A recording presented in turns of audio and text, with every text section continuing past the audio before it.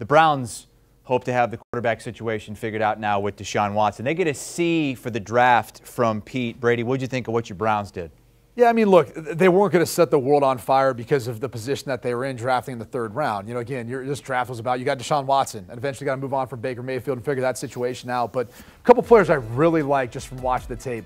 David Bell right away jumps off the page. I mean, anytime Purdue needed a big play this past year, they really didn't have much help out around him.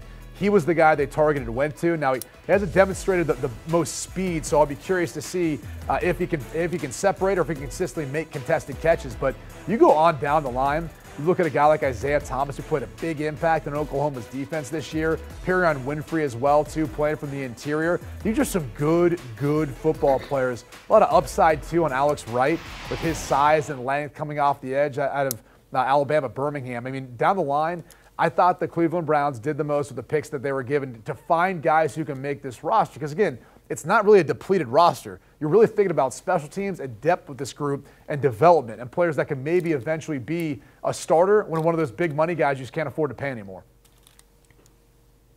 Yeah, and Cade York ended up going in the fourth round. I heard that he might go late 3 or maybe be one of the first specialists off the board. He ended up being the first specialist off the board.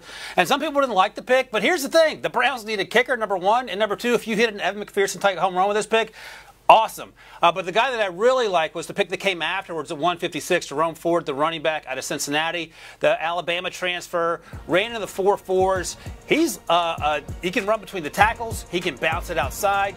He is incredibly tough. He's a willing and really good blocker. He caught 21 passes last season, so he can help you in that aspect as well. And it just makes you wonder if any of the buzz about Kareem Hunt's future in Cleveland might be such that you need some depth behind Nick Chubb, and that depth might include Jerome Ford being taken in the 5th round.